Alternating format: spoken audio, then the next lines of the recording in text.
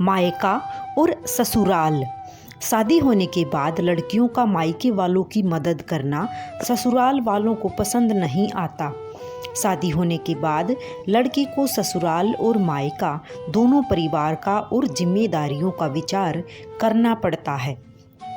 सोनल का रिश्ता तय हुआ और घर की बड़ी बेटी होने के कारण वो अच्छी पढ़ाई करके नौकरी कर रही थी।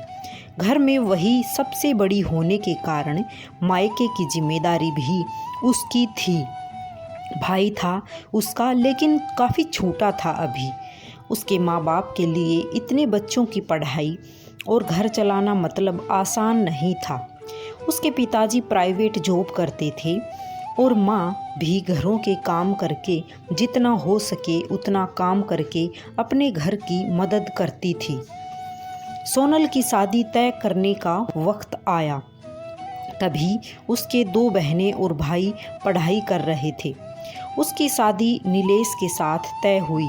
तभी उसने स्पष्ट बताया था कि शादी होने के बाद भी मुझे मायके की थोड़ी आर्थिक मदद करनी पड़ेगी। छोटे भाइयों की पढ़ाई होनी अभी बाकी है और पिताजी भी बहुत बीमार रहते हैं। तब तक मुझे भी मदद करनी चाहिए, इसलिए वह जिम्मेदारी निभा रही थी। सोनल ने शादी के पहले ही नीलेश और उसके परिवार के लोगों से यह बात क्लियर कर दी थी। तभी ससुराल वालों ने बोला कि हमें कोई ऐतराज़ नहीं है, तुम नौकरी करती हो और उसे तुम अपने मायके वालों की मदद कर सकती हो। नीलेश ने तो बोला कि सोनल, मैं भी तुम्हारे साथ हूँ, तुम नौकरी करके मायके वालों की मदद कर सकती हो। मेरी तरफ से भी कोई ऐतराज़ नहीं है। कभी लगे तो मैं भी तुम्हारे भाइयों को और मायके वालों की मदद करूँगा। यह मेरा भी तो कर्तव्य है। हमारी दोनों फैमिली शादी के बाद मेरे लिए समान होंगी। ऐसे में दोनों परिवार की जिम्मेदारी निभाना मेरी भी होगी। तुम टेंशन मत लो। नीलेश के ये बोल सोनल को बहुत अच्छे लगे। मेरे होने वाले पति की सोच कितनी अच्छी है, कितना सोचते हैं मेरे मायके के लोगों के लिए। वह भावुक हो गई उनके विचार सुनकर। थोड़े दिन बाद उनकी सगाई हो गई। सोनल के मायके वालों ने सोनल की शादी सभी की उपस्थिति में की। हमारी बेटी को इतना अच्छा जीवन साथी मिला, यह देखकर सोनल के पिताजी खुश हो गए। सोनल ने शादी के पहले ही घर वालों को नीलेश के विचार बता दिए थे। उस वजह से घर वालों को लगता था कि सोनल नीलेश के साथ सुखी संसार कर सकती है।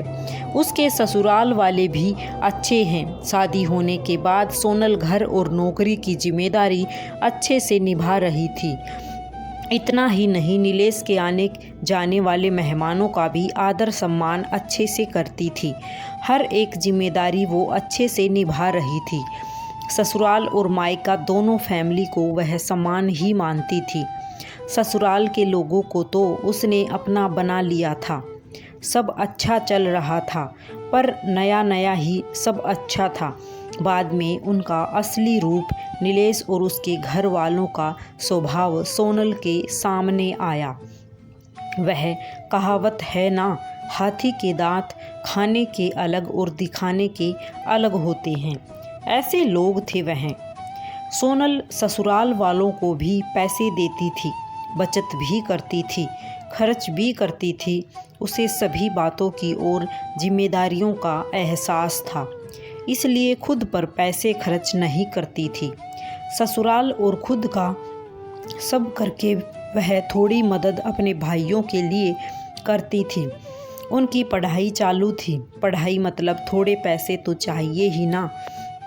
पर यह नीलेश को भी पसंद नहीं था और उसके मायके वालों को सोनल पसंद करती थी, इसलिए नीलेश चिल्लाता था। यह वही आदमी था जिसने खुद ने शादी के पहले बोला था कि वक्त आने पर मैं भी मदद करूँगा। उसकी मदद की अपेक्षा सोनल को नहीं थी। तभी सोनल की माँ बोली, सोनल, तुम्हारी भी गृहस्थी है, तुम्हारे पास से पैसे मांगने के लिए अच्छा नहीं लगता, पर परिस्थिति ही वैसी आ गई थी।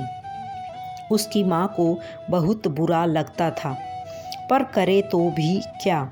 उसे भी पता था कि अपने मायके की परिस्थिति ठीक नहीं है। थोड़ी बहुत मदद की तो क्या हुआ, मुझे कहाँ जिंदगी भर मदद करनी है भला। आज न कल भाई की पढ़ाई पूरी होकर तो वो अच्छी नौकरी करेगा, माँ बाप की जिम्मेदारी अच्छे से निभाए और बहनें तो अपने ससुराल चली जाएंगी। ऐसा सोनल उसके मन को समझा रही थी। वो किसी भी प्रकार की नेगेटिव बातों का भी विचार ना करते हुए सिर्फ दोनों फैमिली का भला चाहती थी। इतना ही नहीं, सोनल नीलेश के माता पिता का हॉस्पिटल और मेडिसिन का खर्चा उठाती थी। नीलेश तो कभी पूछता भी नहीं था, सब सोनल ही देखती थी। उसे हमेशा उसकी सास बोलती थी, किया तो क्या हुआ, वह उसका कर्तव्य है। पर ऐसे नहीं बोलती थी कि मायके की मदद करना भी एक कर्तव्य है। यह मात्र भूल गई थी। दोनों साइड का विचार वह करती ही नहीं थी। कई दिनों बाद सोनल के पिताजी उनको छोड़कर चले गए, तब भी वह हारी नहीं, सब मैनेज कर रही थी। सोनल मायके वालों की मदद अभी भी करती है। यह सब पता चला तब नीलेश ने उसे बहुत डांटा। सास ससुर ने भी डांट लगाई, तभी सोनल शांत न रह पाई। वह भी पढ़ी हुई और नौकरी करने वाली लड़की थी। नीलेश से ज़्यादा कमाने वाली दोनों परिवार की आर्थिक समस्या वह संभालती थी। उस दिन उसे भी उनके बोलने का गुस्सा आया। सोनल बोली, अगर लड़की ने ससुराल की मदद की तो चलेगा और मायके की मदद की वह क्यों नहीं चलता, ऐसा क्यों? मेरे मायके वाले हमें मदद मत करो ऐसा बोलते हैं क्योंकि वह मेरी गृहस्थी का विचार करते हैं। मैं मदद करती हूँ मेरी फैमिली के लिए और मेरे भाइयों के लिए। मेरी जिम्मेदारी है और मैं निभा रही हूँ। इसमें क्या गलत कर रही हूँ भला? जिस माता पिता ने मुझे इतना कष्ट करके पढ़ाया, बड़ा किया, आज मैं उनकी वजह से ही इतनी बड़ी पोस्ट पर हूँ, अच्छा खासा कमा रही हूँ। तो मायके में ज़रूरत होने पर थोड़े दिन मैंने आर्थिक मदद की तो क्या हुआ? और हाँ, मैं आपको भी सब करती हूँ। हमारी गृहस्थी और भविष्य इसका विचार करके बचत भी जमा कर रही हूँ। यह सब बातें सोनल की सुनकर उसके ससुराल वाले उसे कुछ भी नहीं बोल पाए। कुछ दिनों बाद में सोनल की सास बहुत बीमार हुई। उनकी बेटी उनको पैसे चाहिए थे तो खुद ने आधे पैसे भरने के लिए तैयार हुई। तब सोनल बोली, दीदी हम दोनों हैं ना, नीलेश और मैं देखते हैं पैसों का, आप चिंता मत करो। नहीं भाभी, मेरा भी कर्तव्य है, माँ है वह मेरी। माँ बाप के लिए लड़का और लड़की दोनों ही समान होते हैं।